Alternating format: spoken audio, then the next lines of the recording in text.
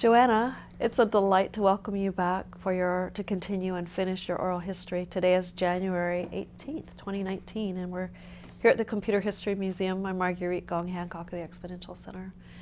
It's been a remarkable journey that you've taken us on from the very early parts of your life to your work through general magic. And as we last finished, you were talking about your response to what would be one word of advice that you might give to a young innovator entrepreneur. What was that word? And if you could please tell us, why did you choose it, and perhaps give an example or a story? Well, the Russian language makes a distinction between a word which is любознательность, which means curiosity, a hunger for learning. Знательность is actually knowledge, hunger for knowledge, to know, to become knowledgeable. And любопытство, which is a curiosity in the nosiness sense of being interested in things that are none of your business.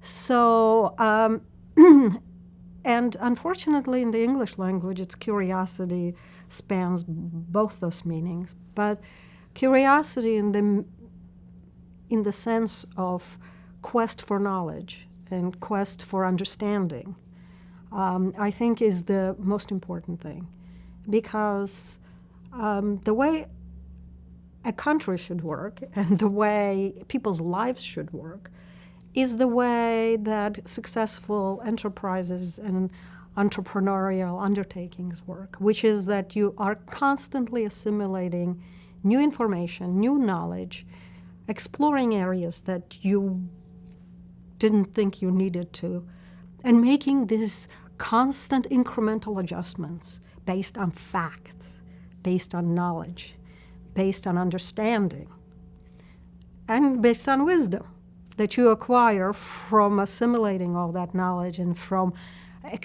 understanding how it fits into context and experience. So these incremental adjustments, which sometimes here are called not even incremental, but substantial adjustments, like pivots, that a startup starts in one area and then based on knowledge and based on facts, they just completely switch directions. This is something that should be part of everyone's lives and part of how a country is run, not just how successful enterprises are run. And so I think that that is what I would urge everyone, is to be vigilant and to keep their brain aware and open to try to assimilate information, knowledge, and quest for things that are maybe tangential, maybe peripheral, but may turn out to be actually instrumental in your success. Not only as an enterprise, but as a human being in your daily life. So today, in 2019, I particularly feel this is very important, because I just had somebody say to me, "Oh, but I remember when 10 years ago you expressed an opinion XYZ that is quite different from your opinion today." And I said, well, I tried to change my thinking based on input from the outside world, based on input from the facts. As facts change, my outlook changes, and my approach to reality changes, and my opinions change. If I weren't doing that, I would be an ossified ideologue. So, this person thought that they caught me because I changed my opinion in 5 to 10 years. How can you not change your opinion? How can you stick to your guns when the facts on the ground change? How is that even possible? And yet we do this all the time in politics, in the things that matter the most for the whole global world, right? And so this is the thing where I think curiosity is even more important than ever before, because I see so much willful ignorance around me that I think it is catastrophic. It is catastrophic to not be able to change based on facts, and not to seek out facts, and not to seek out knowledge, and not to seek out experiences that will give you more knowledge. So that's my word. Well, that's a very powerful description of that word. For people like you who it seems to be a part of your DNA and something that you value and foster and live by, what advice do you have for people who don't come to it naturally, who maybe haven't had experiences or the background to realize its importance? Are there things that we as a society or as a museum or that individuals can do so that they can have more of this kind of curiosity as you've described it? Well, obviously in education we strive to foster that in students, but I do think that you're right. It's not something that comes to everyone naturally. And part of the problem, I think, in our educational system has been that people who have been devising programs have always assumed that it's a natural trait. They have not actually gone out of their way to say, well, what if the assumption is the opposite? What if not every child wants to learn? What if learning doesn't come naturally to people? How should we foster that? Because it's critical to the survival of the species, right? And, I think that part of the answer to that is actually learning more context and more facts and not less. And education has been going in the opposite direction. It's been going in the direction of, well, if you give too many facts to students, they will lose their creativity. Nothing of the sort. The more knowledge you have, the more connections you make. The more creative you become with the knowledge at hand. And where it is true that children seek to have more information is if you don't give them good poetry, they will memorize trivia and random stuff. They will memorize the names of all the Facebook personalities because there's capacity there stored as a species that if you don't accumulate knowledge, you will not survive. I mean, this is the case for a lion as much as it is for us, and even a lowly worm has to learn things and retain certain facts, right? And our educational systems has been going in the opposite direction. Instead of trying to fill that database with knowledge that then you can make interconnections. It's so funny where we're trying to teach AI based on data, and we're depriving human beings of data. We're seeing that even a computer, it turns out, once they have data, they can make connections and become creative. Whereas we are saying that if we feed data to humans, they will lose their creativity. How does that make any sense? Right? I mean, big data, machine learning. What about human learning? Human learning also needs big data. You have to give people facts. I have a friend who's teaching Western civilization and philosophy and American history at a private high school. He was in high tech, he was in Silicon Valley, he was at Apple, he was on the Lisa journey, and he decided to give back and become a high school teacher. Wonderful. And so he's been doing that, and periodically he has his hands slapped because he introduces too many facts into his classes. He's considered to be an anachronism. We don't teach facts, we teach learning skills. You can't have learning skills without the facts. It's impossible. So, it is, I think we are in trouble, frankly speaking. I think we are in trouble. And places like museums have this obligation to actually give context to people's lives, to give context to the technology they use. In the case of of the Computer History Museum, of your enterprise, of what you're trying to accomplish.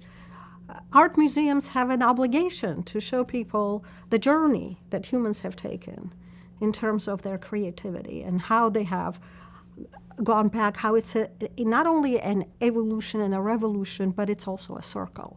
You keep going back to human values, which are, since the time they've been recorded, haven't changed that much. So, and literature, you have to have students memorize poetry. It's important. Poetry is important. You have reams and reams of beautiful words and beautiful emotions. Poetry is super conceptual. It goes beyond the concepts into expressing emotions. You can express emotions without hitting somebody or pulling a gun.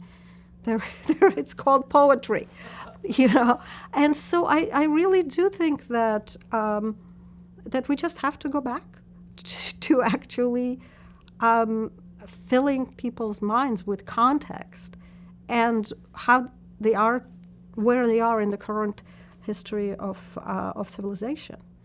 And I think that all that is important. And what I see, which I find very dispiriting, is the fact that education is going in exactly the opposite direction. They have to bring people to museums in order to learn facts, because otherwise it's lacking from their curricula.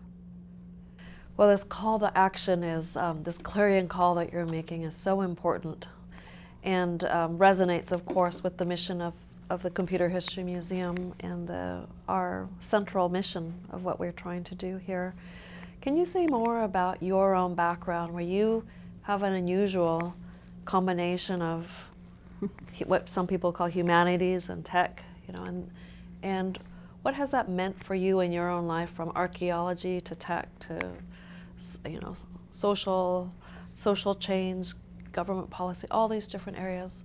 How have you brought STEAM, as I guess is the popular way of talking, how have you brought that together in your own life, and what's your view on what's sometimes been an uneasy relationship between those modes of thought in our society and economy? Well, I think I was fortunate in that my early education was relatively rigorous when it came to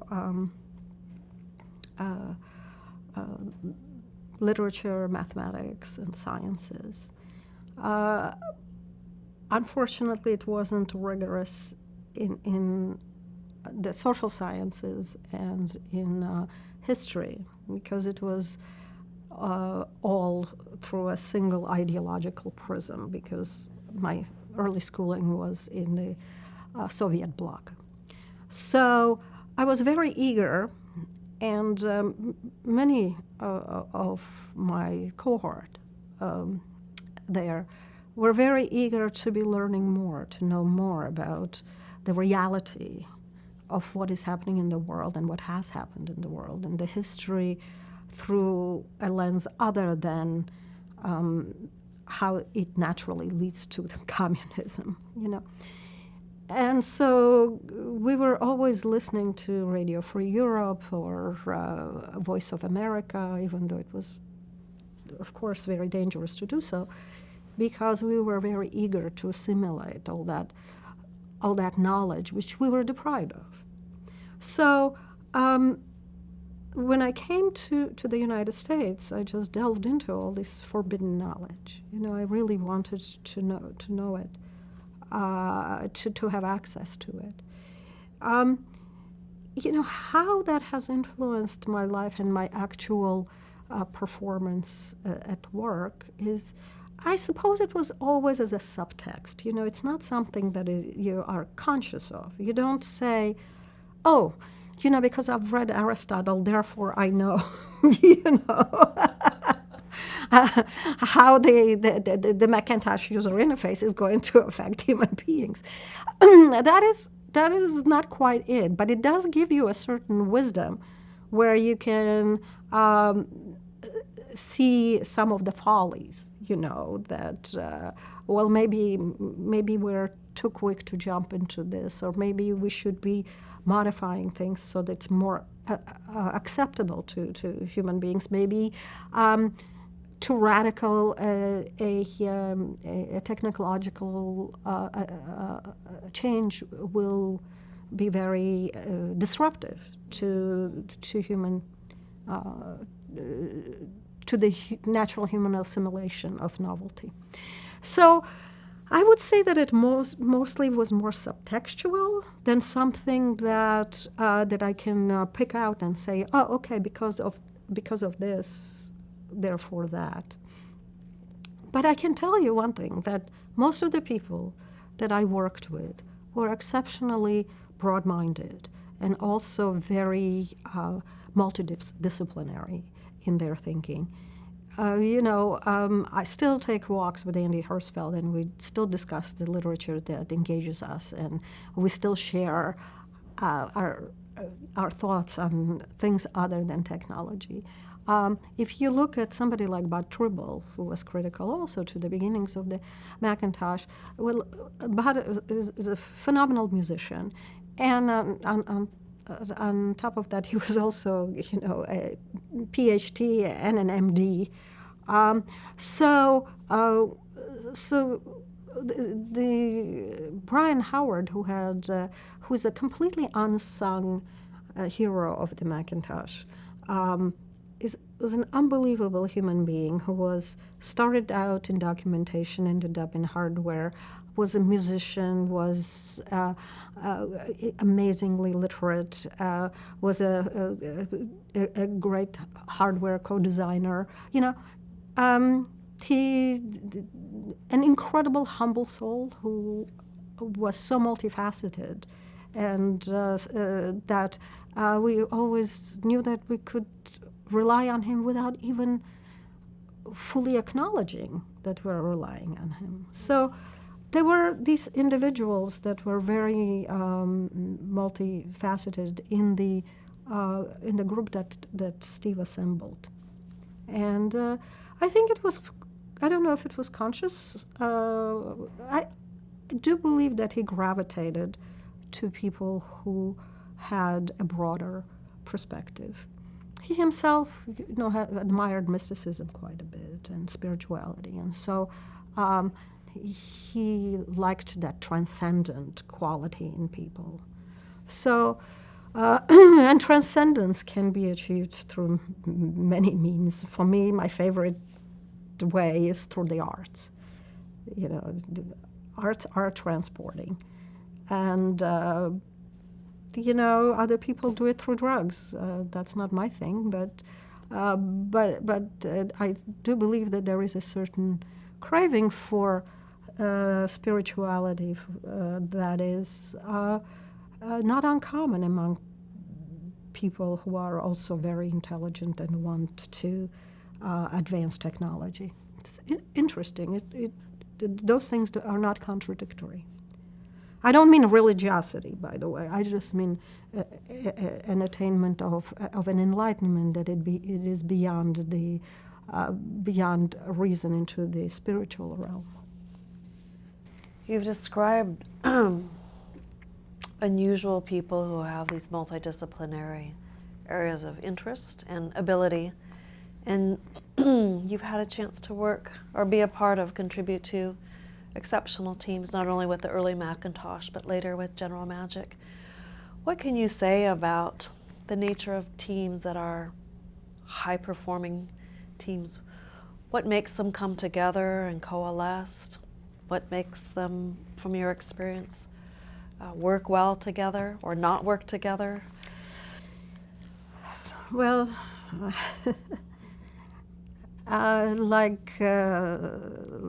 very much like a solar system or a stellar system, I should say.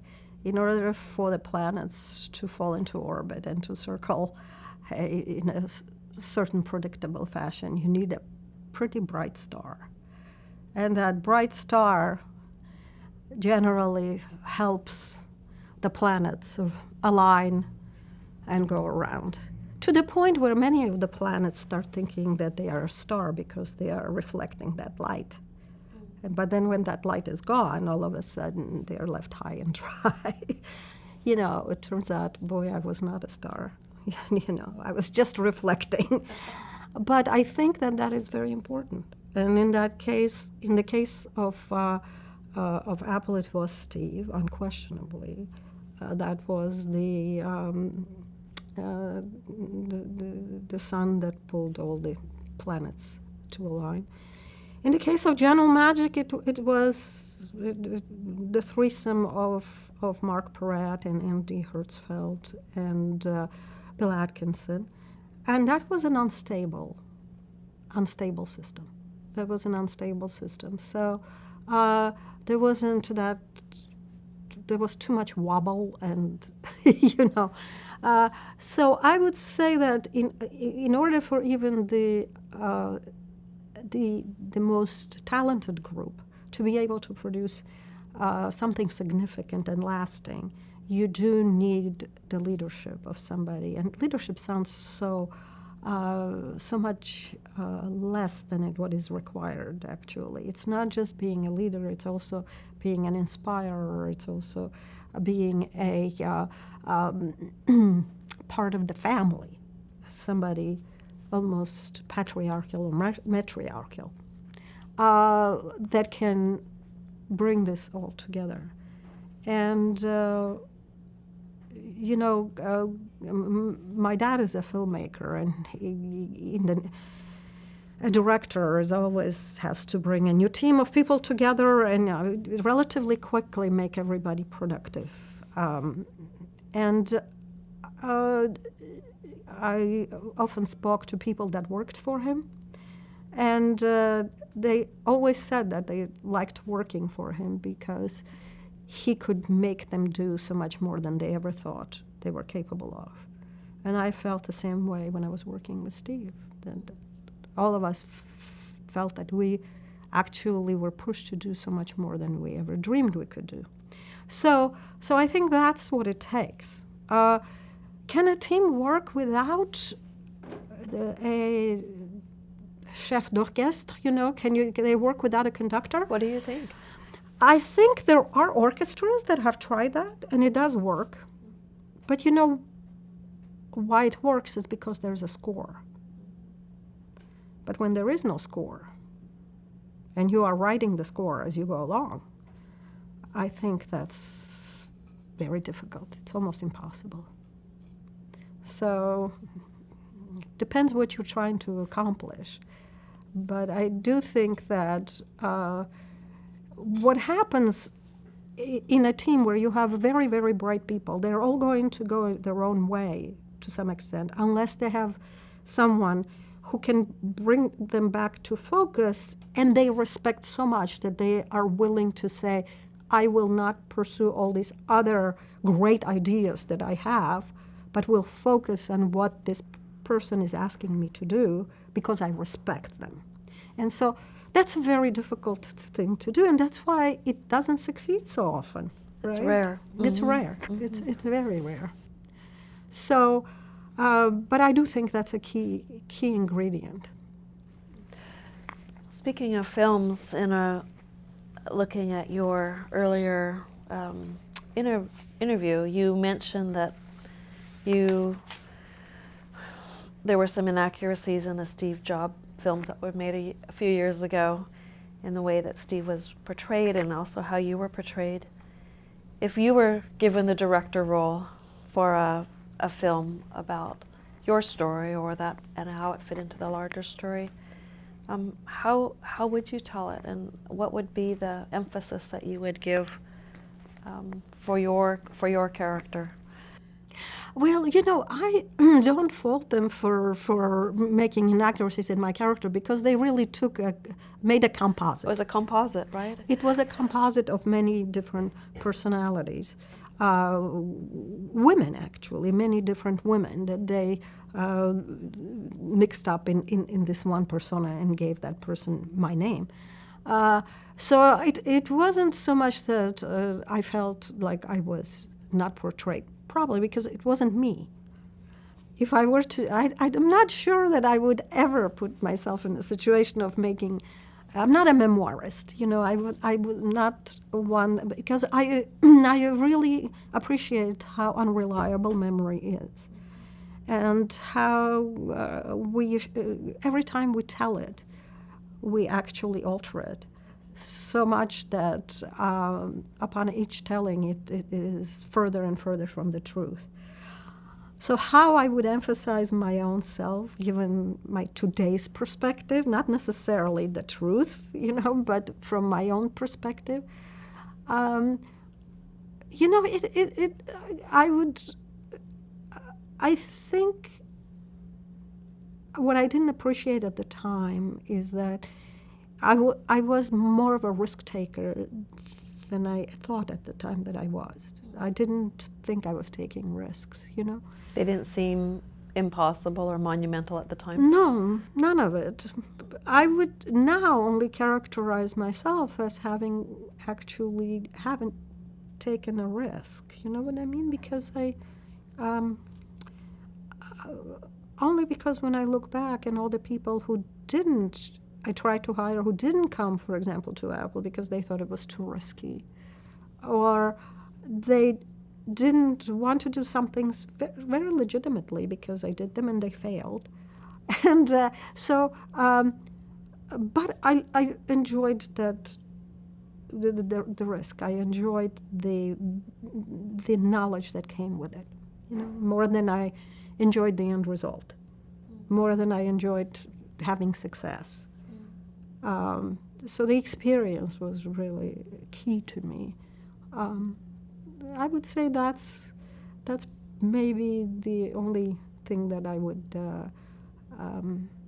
would emphasize more than actual facts and outcomes, is the fact that what counted for me always was the experience. And is that what you would want, sort of messages or takeaways that you would want the audience to receive from that story of your life? Let me just think. I've never thought of imparting wisdom to others. So, because every journey is so individual. I mean, it sounds cliche, but it is. And so I always hesitate to say, well, because I did it this way, you should also try to do it this way. It depends on I would say this.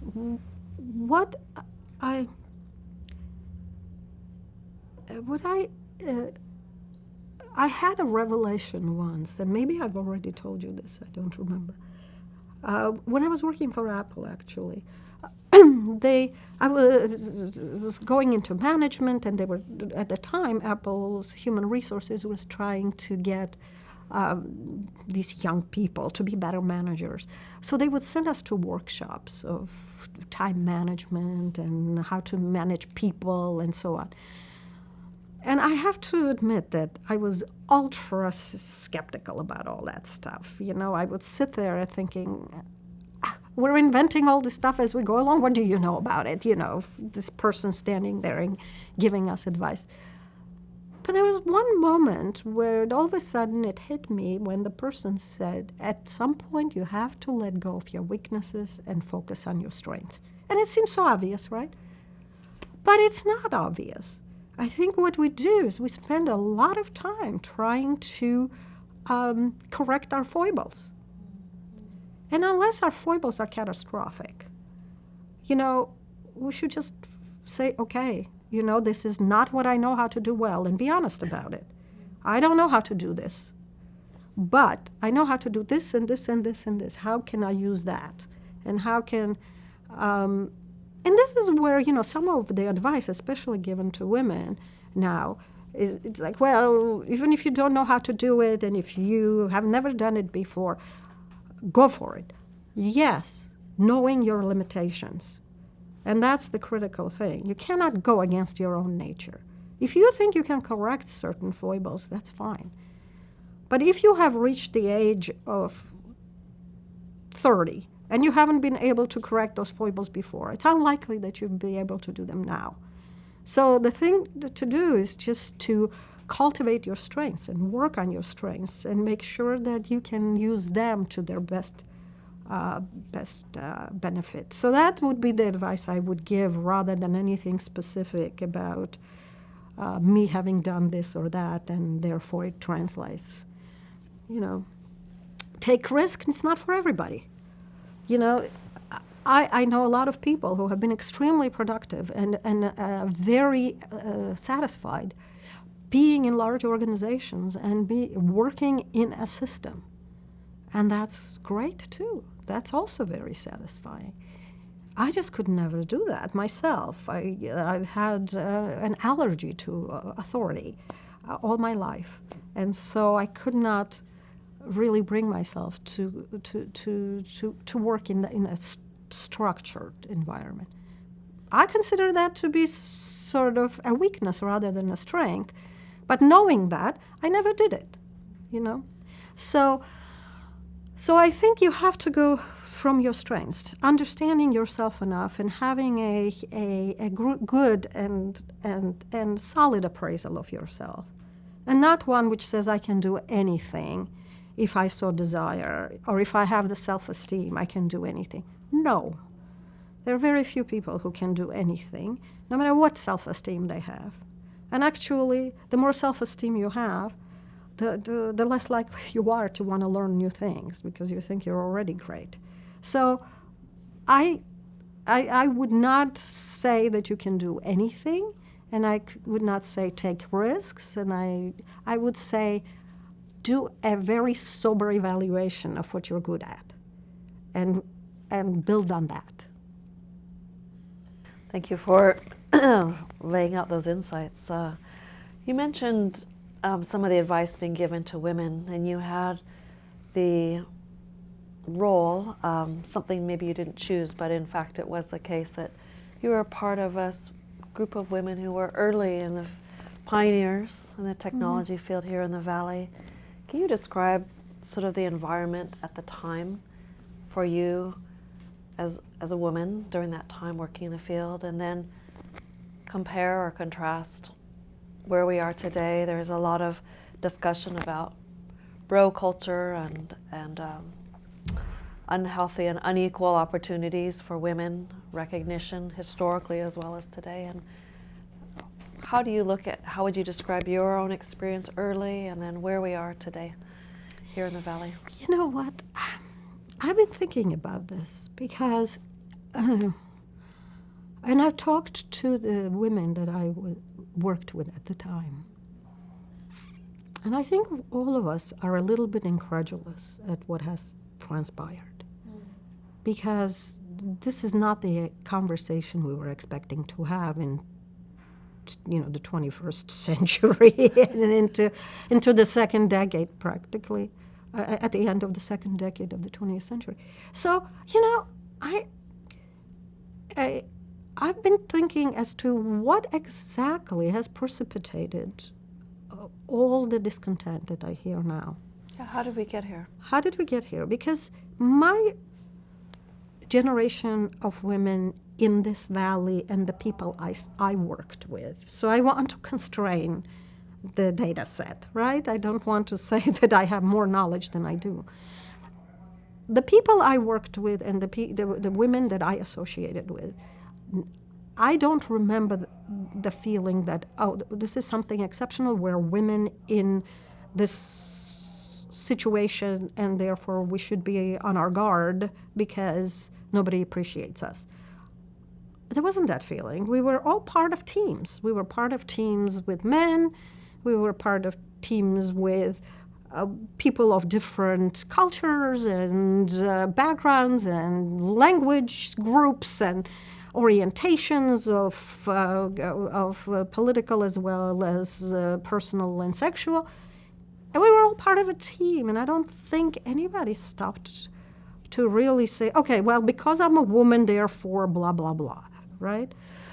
The first task was, I am here as an engineer, I'm here as a designer, I'm here as a whatever you were there for.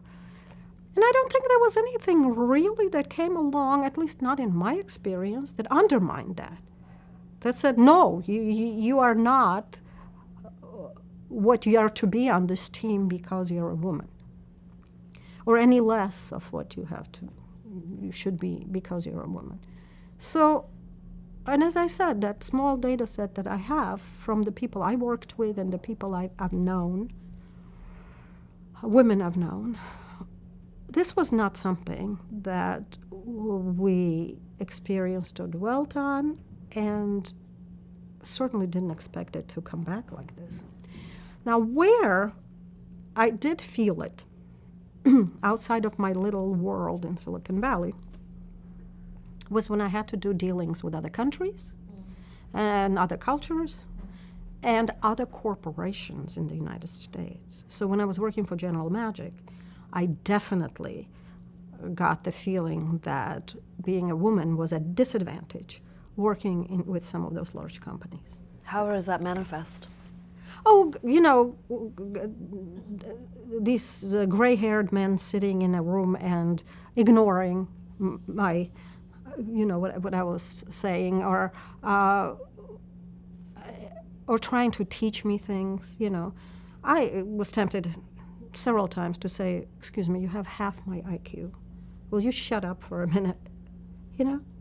Seriously, I mean, I don't mean to brag, but it's true. They were just not that bright. What can I say? I mean, and yet, because they had seniority and they had grown through these corporations through levels of incompetence being bumped up, they thought they had authority.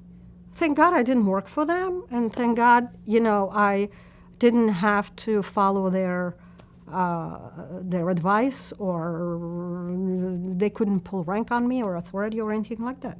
So, I thought, I don't care what you say or do. You're not part of my universe, But so. And it happened to me when I worked with some in Italy, for example. It was, and there you kind of say, okay, well, it's a cultural difference, and it'll change, which it has actually. It has changed, but so in analyzing what has happened, I think what has happened is that high tech has become so successful that it has attracted people into it that were not naturally inclined to be in it in the old days, so to speak. Okay? This was a culture that was built by engineers. People who came from the semiconductor people started that world. They were mostly engineers, right? The computer people were engineers. The software people were engineers. They became business savvy as they went along. But whether it was the VCs, who were former engineers, or whether it was the predominant culture, it was an engineering can-do culture, right?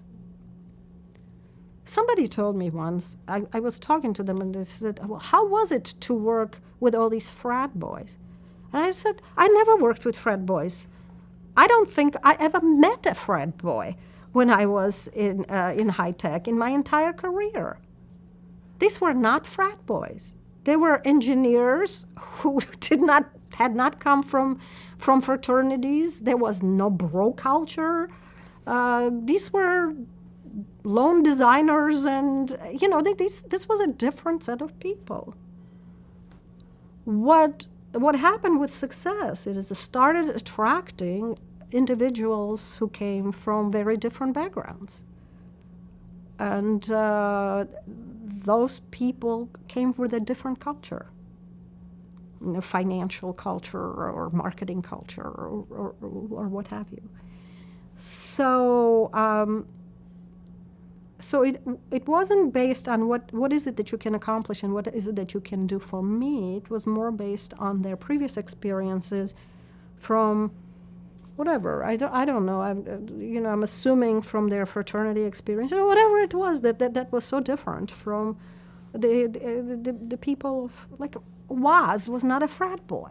You know what I mean? Sure. And Andy Grove, I don't know if he was a part of a fraternity. I doubt it. Was not a frat boy. I mean, these were not people who came from that culture.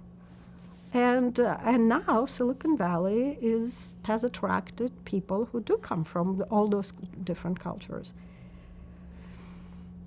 Do I have a better explanation? I have no idea. I don't know. I don't understand what has happened because I don't understand why it should be the way it is now. Values and culture are powerful. They're what people do when nobody else is looking, right? It's what the invisible sort of glue about how people perceive and interact with each other. And who would have guessed that we would be where we are? Here's because there's been this, on the one hand, continuation of people and companies who have those original, if you want to call them, values. And you would, in places where there's a very strong culture, when there's an influx of new people, the culture, they usually adjust to the culture rather than the larger body of people taking on the newer entrants. And it's a puzzle, for sure.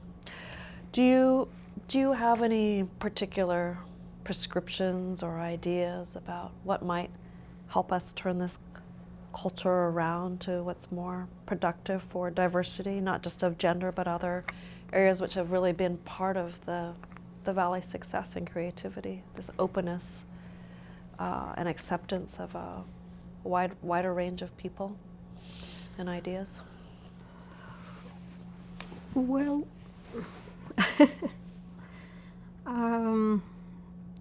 I don't know that I have any prescriptions other than, if you have a common goal and you want to accomplish something and you're not focused on yourself. And, it takes two to tango. And it takes two to tangle. And so I do not want to say that the women are the victims, right? I do not compete in victimhood Olympics. I'm sorry, If I failed, it was my fault. If I made bad choices, it was me that made them. I am no one's victim. And that's what one of the things that I would love to emphasize. I have never either failed or succeeded because of someone else. It was always me. And I think it's very important to take on the responsibility of succeeding, but it's also important to take on the responsibility of making other people succeed. So it's this whole blaming and constantly putting yourself in a position of a victim, it's a kind of it's the flip side of self-esteem. You know what I mean? On one hand, you have all this self-esteem that you can do anything. On the other hand, you are so easily victimized. Somehow powerless. Somehow powerless, yes. So there has to be a middle ground somewhere where you are you. You have your dignity and your power of your choices. And you know what you're good at and what you're not good at. And if not appreciated, walk. You know what I mean? It's just, so that's on one side. On the other side, I can't even pretend to understand the people on the other side, right? Who are these people? Do they really exist, or have we just mushed them all together into some kind of a blob of opposition? Is this, if you go one by one and you look at particular managers and particular colleagues and so on. Are there really so many of them that stand in the way of their colleagues and actively block them from success? Is this what's happening? I don't understand the sociological dynamic, frankly speaking. I don't understand what is going on. I mean,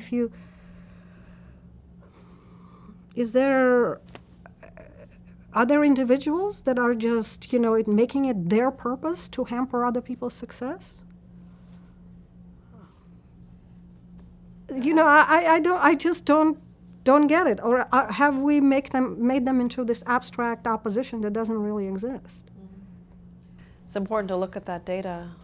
That's outside of the scope of today's conversation. I know that there is a lot of data that's coming in that says that there is hidden prejudice, that you do not look at people the same way, based on on their gender, for example. That if you change the name on a resume, it's what people take in as qualities of that human being are different for a man and a woman. So I know there is all that data that's out there, but how does it express itself in the workplace exactly? And we have to try and understand what are the bigger battles. One of the best ways to alienate people is through language. Language is the most powerful political tool. And revolutions have started from the fact that people were told that they can't speak their own language or that they should change how they express themselves. If you look at what happened in the Ukraine, for example, once they declared that Ukrainian was the official language of Ukraine, and all these minorities that lived in Ukraine who spoke Russian, they weren't all Russians, by the way, but that was their lingua franca, were to learn Ukrainian. They couldn't express themselves. You got a revolution. And so when it comes to the most profound characteristics of humans, which is the language, you have to be very careful how you dictate to people what they can and cannot say. And if you are constantly telling people they can say this but not that, they should say this and not that,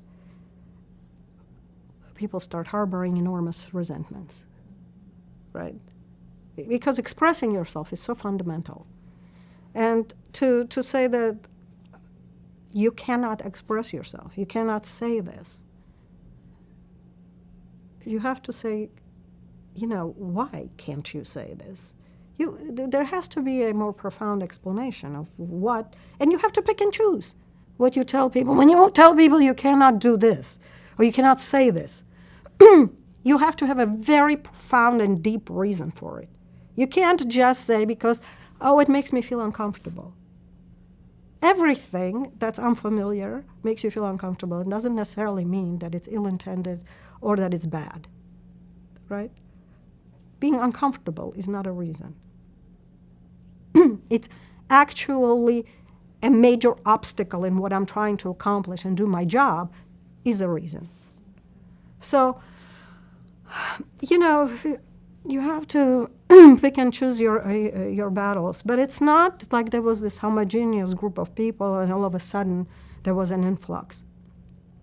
This valley has been changing profoundly for a long time. Generation after generation. Generation after generation. And the fact that we had no diversity is ludicrous.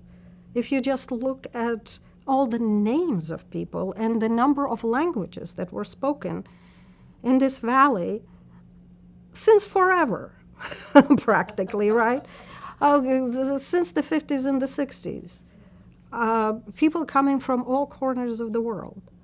How many people have accents? It's just incredible, right? So there has been, we have made this a false construct, that there was somehow this homogeneous group of white males that couldn't take an influx of other people. That is not true. That's just patently false. There were engineers from every corner of the world coming to this valley and working on things. And they were embraced with open arms as long as they could accomplish what they said they could accomplish. So the fact that you have a bigger influx of women right now,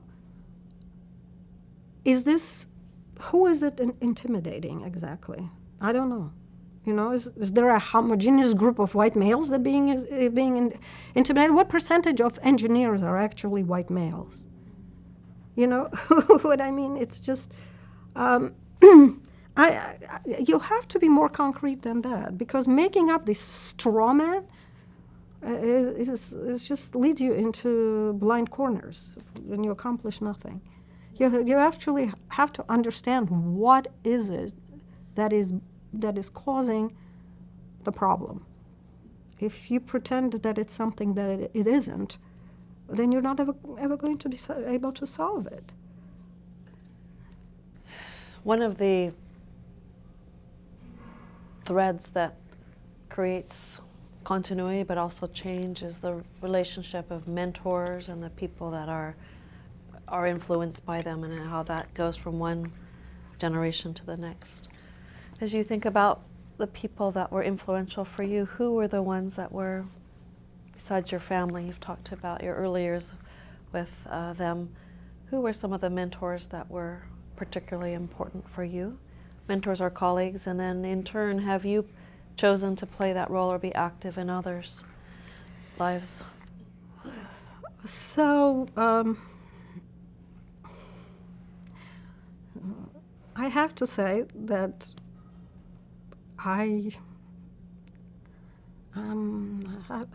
this is one of my weaknesses, in that I have always said neither a leader nor a follower be. I am for myself. I am who I am. I am not mentored by anybody. Who has had the most influence on my career, on my professional life, is Steve Jobs, unquestionably, right? Was he a mentor?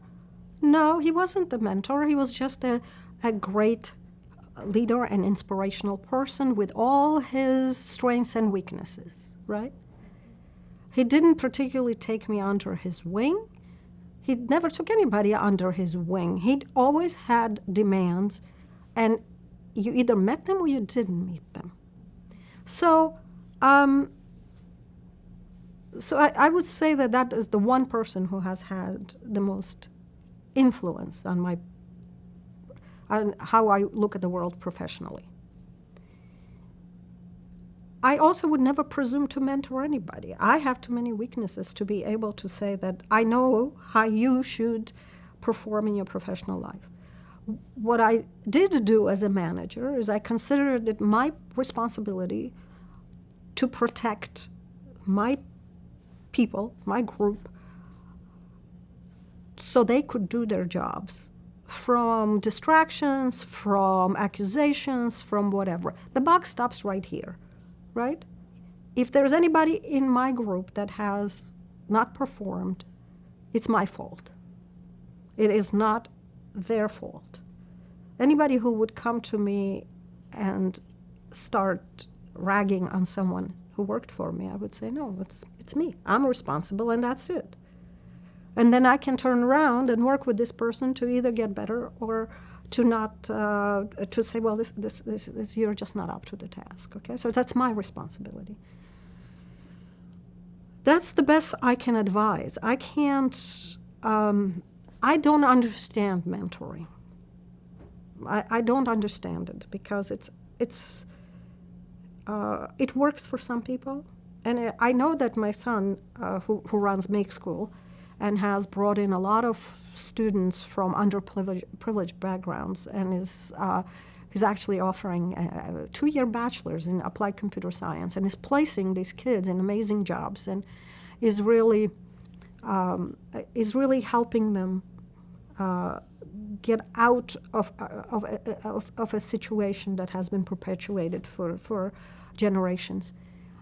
he always argues with me about mentoring because he says it's very, very important. And it's important because he has seen it. He finds mentors for his students to make them succeed. Outside of his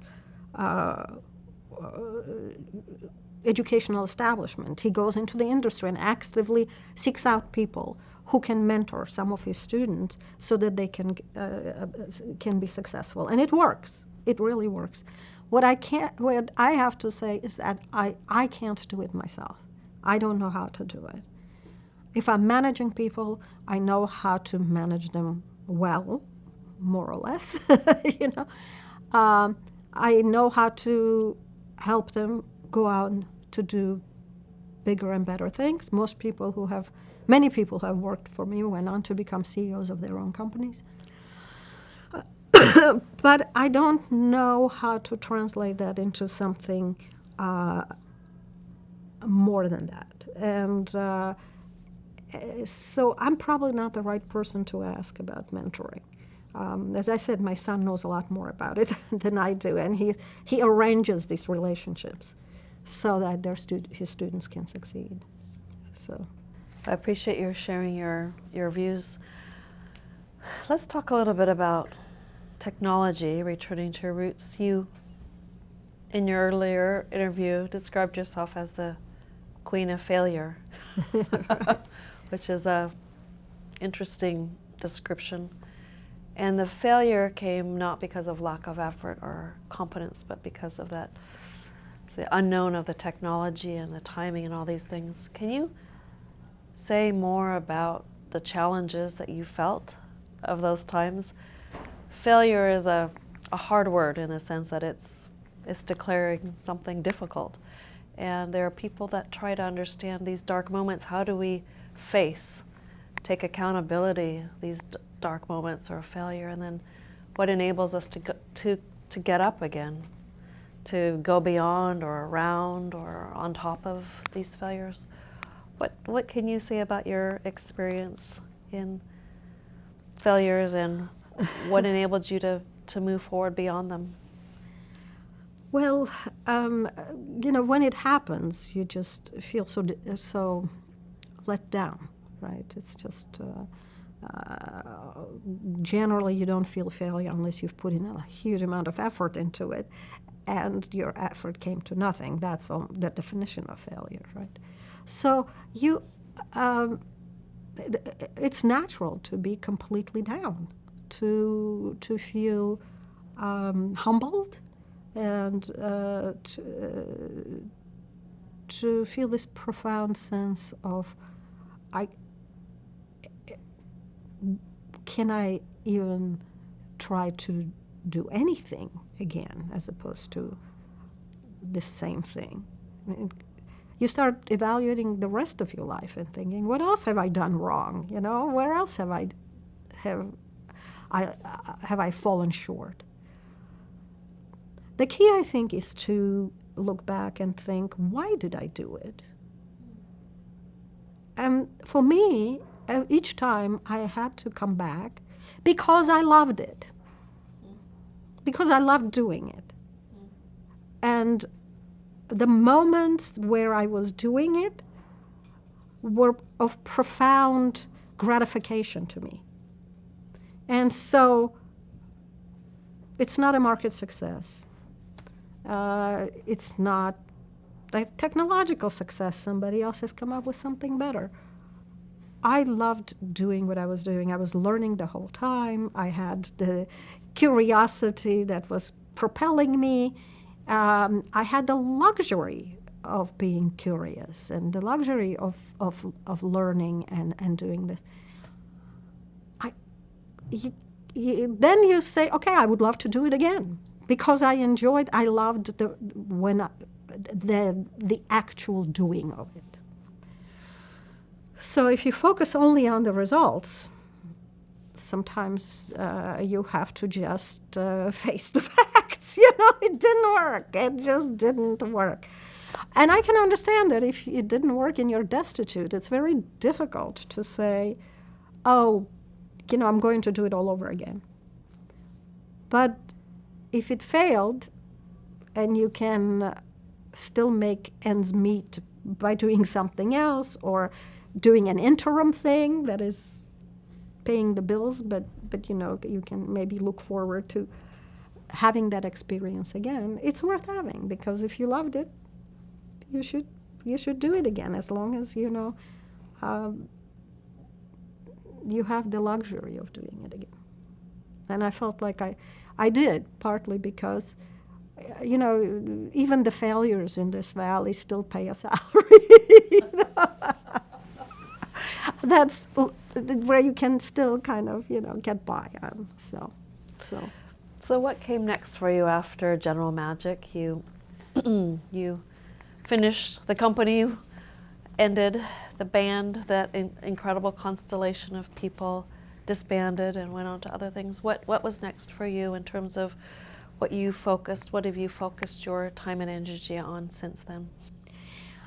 It's interesting, because now there is a film called General Magic, and it was made by Sarah Karush and Matt Mudd, and they've done an amazing job. And when I looked at that film, and I looked at myself in that film when they interviewed me, I thought, oh my God, I've aged so much. That experience just really left me quite exhausted. Yes, I loved what I was doing, but the advice I just gave, is wonderful when you have the energy. After General Magic, I felt like I just didn't have the stamina to pull it all together and do it again, And partly it was my age, partly it was having had 2 kids.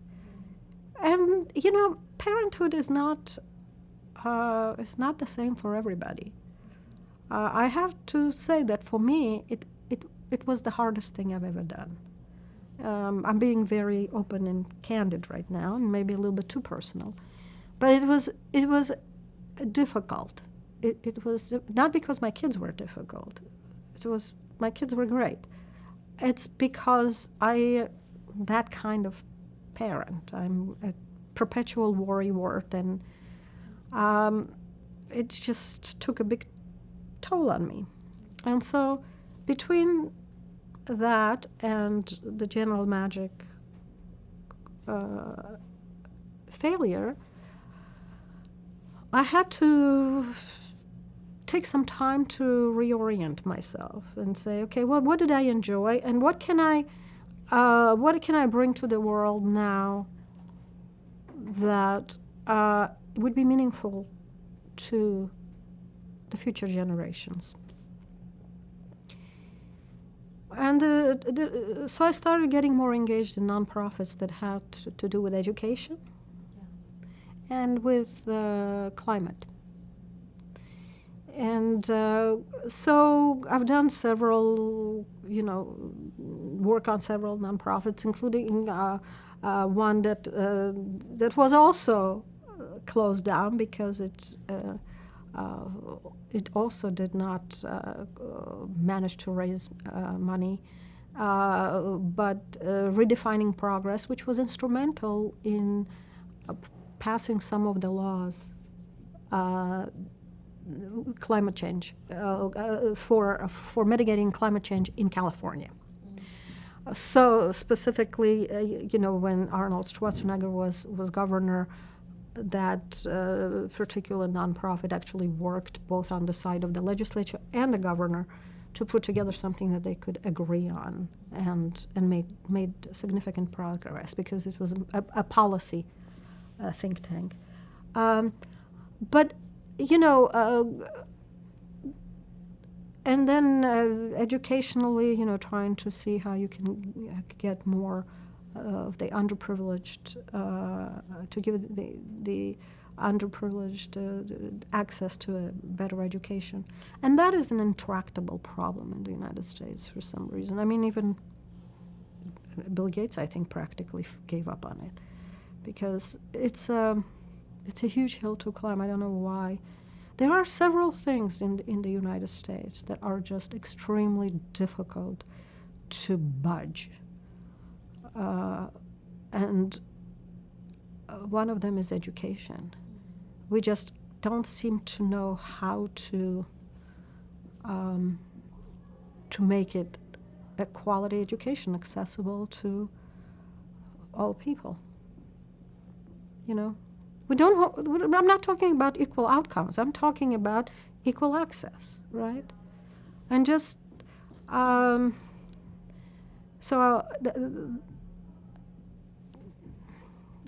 I said, my son is now trying, and he's been actually better at it than I have. I have been, because he's very much a doer. He doesn't like look into it as a ideological or philosophical problem. He says, okay, what can I do about it right now? And that's how his enterprise was born, and he's been at it for a while, and he's been doing quite well. But in actually educating people for careers that are needed in Silicon Valley. So, but those have been my interests. I've also been working, I'm on one of the visiting committees at MIT, and my alma mater, that I always have to say always amazes me, and the kinds of things they do and they aspire to do, and it's remarkable. It's a remarkable place. It continues to be. Yeah, it's just amazing.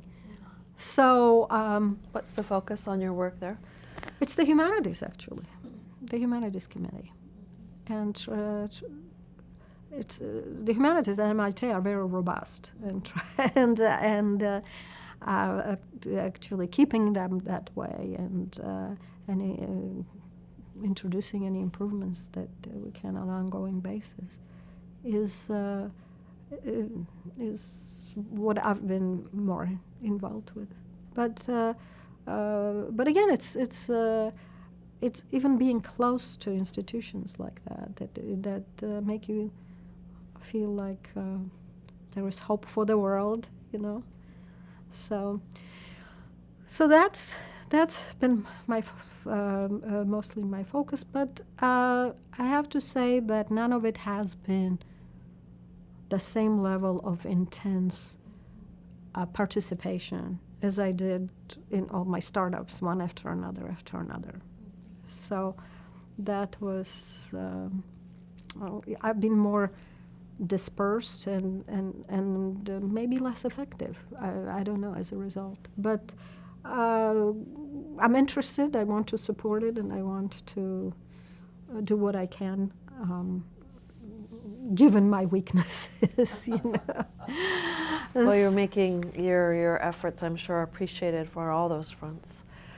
I'd like to pull the lens back a little bit and ask you to answer from your point of view one of the most common questions that visitors to the museum ask. They say, so when we look at the genesis and evolution of Silicon Valley, what really accounts for the secret sauce, the DNA? What has made this place what it is? How would you answer that from your own experience? It's a hard question. What is the secret sauce? So,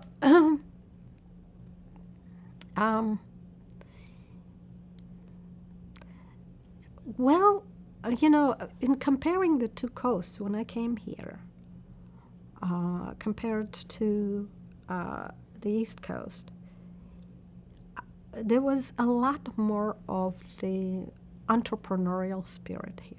And somehow it was okay to endeavor to do crazy things, and there was funding for it, you know.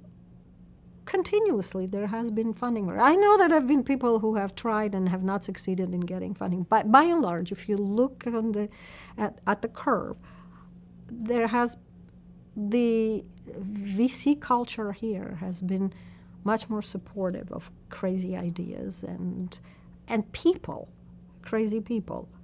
You know, I mean, young people coming in and saying, I want to do this, give me money, you know. Why is that? Why is it here and not over there? And it's funny because many of the VCs over there opened offices here so that they could participate in this culture. Yes. But is it the West, the more of the pioneering West? I don't know why, but people tend to feel like they can take more risk here, and they can. Oh, one other thing I should mention, which is probably not the most ideological and idealistic of reasons. There is a fundamental sobriety about business here. I don't know how to put it. Even the engineers have a business bent. They want to succeed on a large scale, and they want to make a difference in society and in the adoption of the technology. So it's interesting that the engineers, the marketers, the VCs, even the lawyers have a more business mind, and business in the sense of pragmatism. Let's be pragmatic, let's bring it into the market, if you look at, we cannot. And this is the thing, actually, that's interesting about the Computer History Museum. I wonder how much of the legal culture is reflected in the museums, archives, and collections, because the lawyers here are different from the lawyers elsewhere.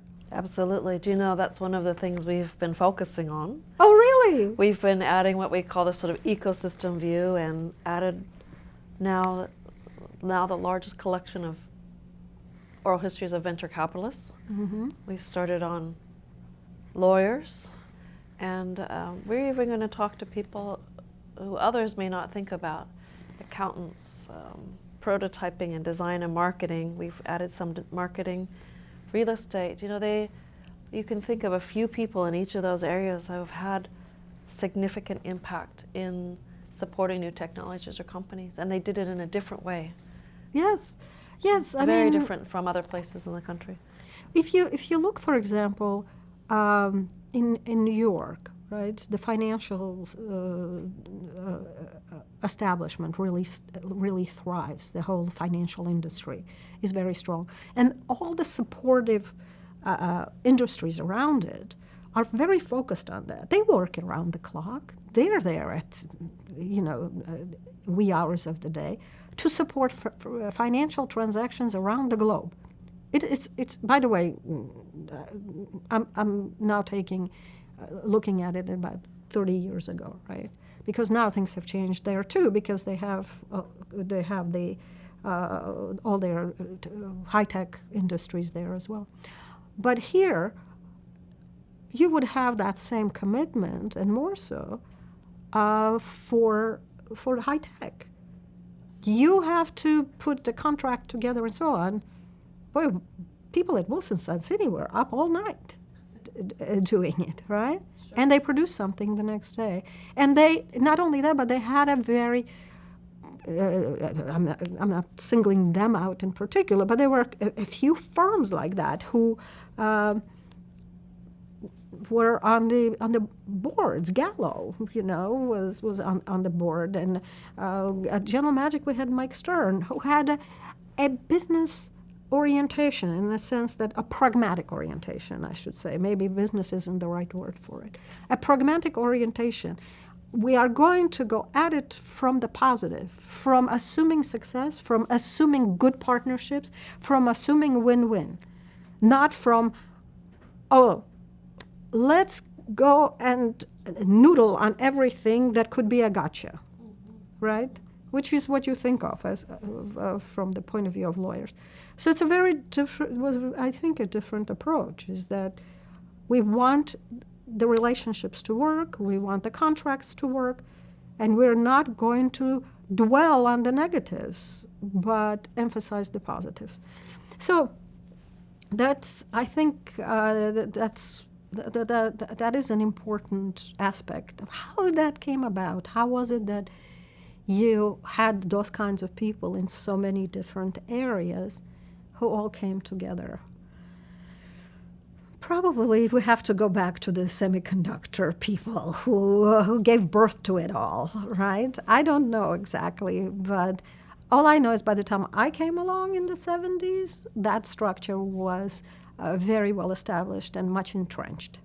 The whole infrastructure of making entrepreneurship possible, viable, and successful was already there. So I would say that it's not just great engineers, but it's also the ecosystem, as you said, somehow evolved pretty early on and kept going. So, thank you. The companies and teams that you worked with were really on the front end of technologies that ended up changing people's lives all around the world, not just a million, but now billions, we can count them. Can you say a little bit about comparing what you envisioned with the team when you started for Macintosh, for example, or General Magic, of how the technology might unfold? And did you project the way that it unfolded, and this is a fruition of what that original vision was, or have you been surprised? How would you trace the impact? No, I'd say, no, I think in general, I just talked about pragmatism, but I'm going to also say there is quite a bit of idealism in this valley, with a healthy dose of pragmatism. But the idealism comes from the fact that most people think that they're doing something that's going to really help people, that it's going to be your assistant, it's going to augment you in all these positive ways, whether it's the computer or the software that you're working on, or what have you. What I don't think anybody could have envisioned is the fact that we've created a weapon of mass destruction, which, who would have thought?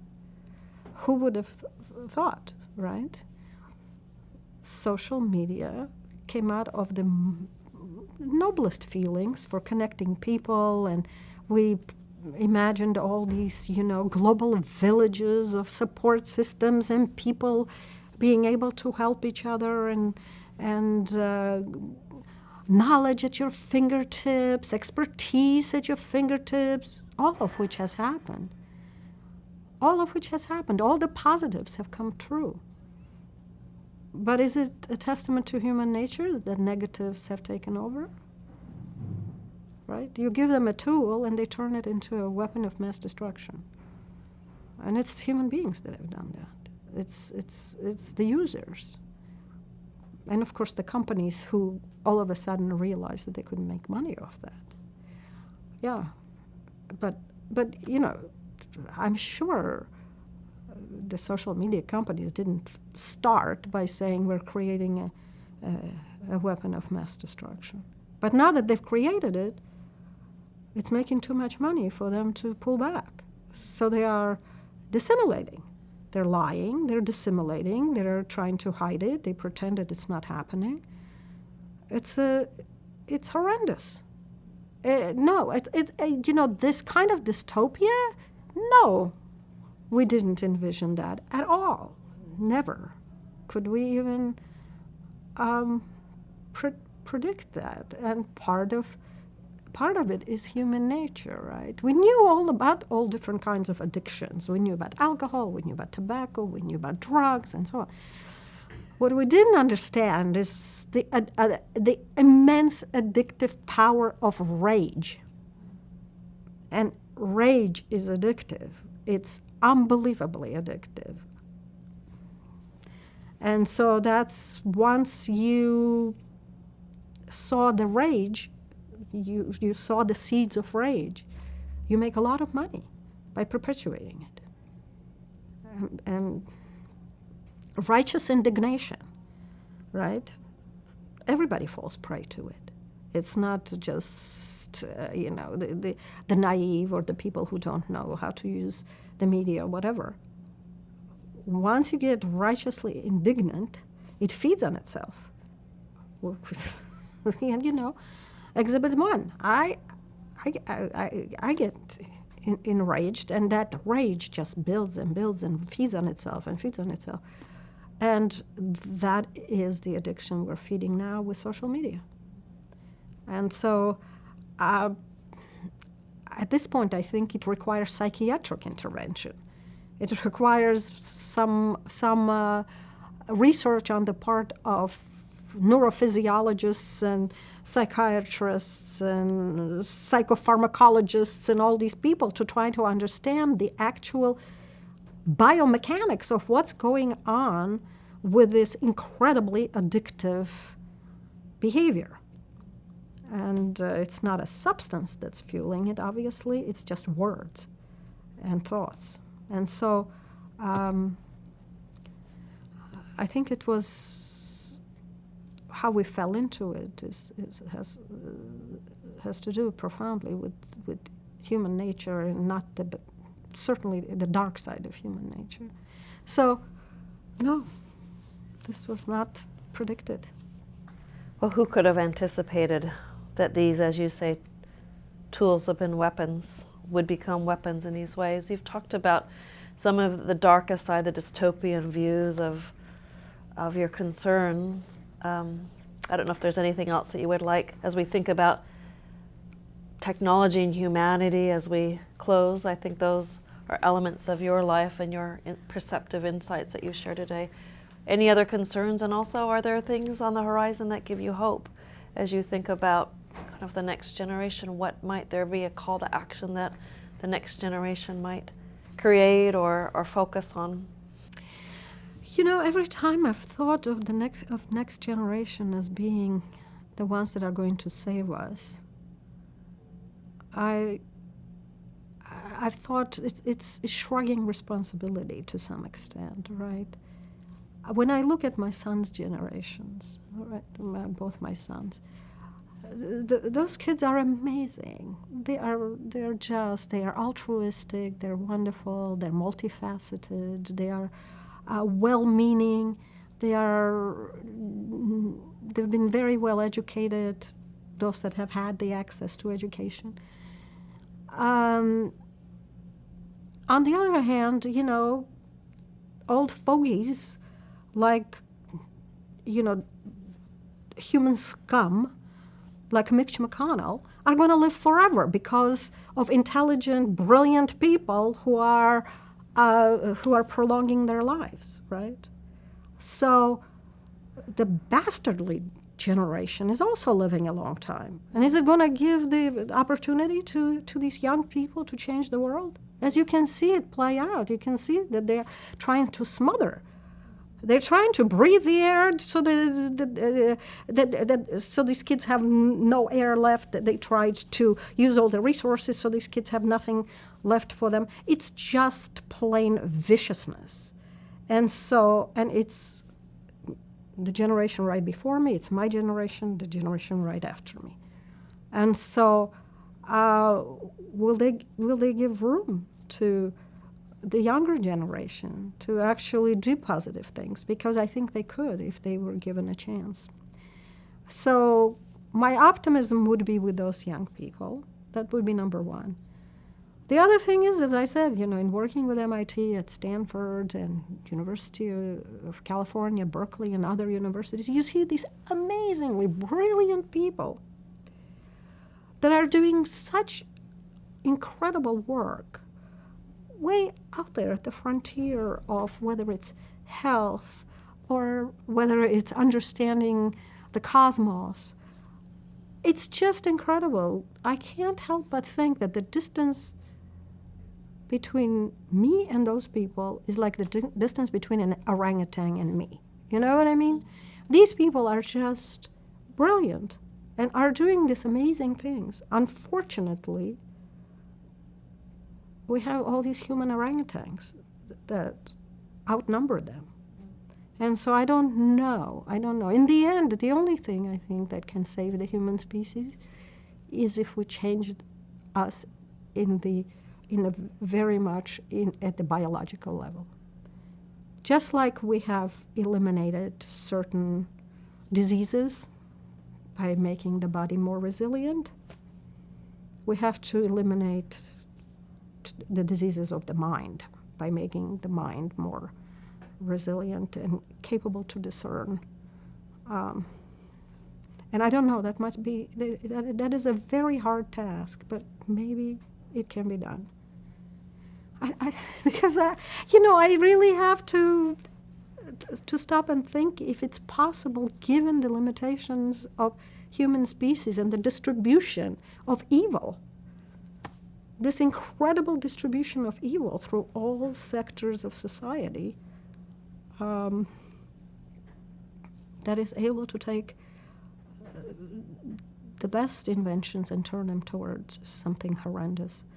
That has to be changed. That if we're to persist as human species, right?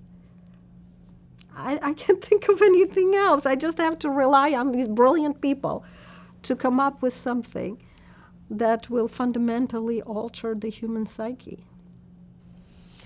Well, Joanna, it's been a great privilege and a pleasure to interview you and add your experiences, your insights, your provocative questions and challenges to the museum's collection. As we close today, is there anything else that you would like to add to the record? Have we missed anything, or any closing thoughts that you would like to share? Well, I just feel a little bit apologetic for being so dark, but it is 2019. The government has been closed, shut down for many, many days, and it's just difficult to be optimistic. So, but I do want to say that there are people, including my own progeny, who are working on making the world a better place, and this valley continues to work on making the world a better place. And so I just think that, as you say, with all the ecosystem here, to give fruit to wonderful, beautiful new things, it's still there. It's still there, that ecosystem and the drive on the part of people who come here to do something meaningful. And ultimately, it will have to be the people in these corporations, in these companies, that say, we choose to do the good thing. We choose to do... And I don't think anybody ever chose to do the bad thing. It's just you have to do course corrections. You, as I mentioned before to you, not reacting to the reality out there is a prescription for disaster. So we can't just be saying we are ideologically pure. We did it only for the good, and and now it's not our fault. We did it for the good, and now we have to change it so it continues to be for the good. We have to make these incremental changes based on the facts and the reality out there. So curiosity and responding with knowledge to the problems. I think that's the key to us continuing to have a Silicon Valley that thrives. Wise words for us all. On behalf of the Computer History Museum, thank you, Joanna. Thank you.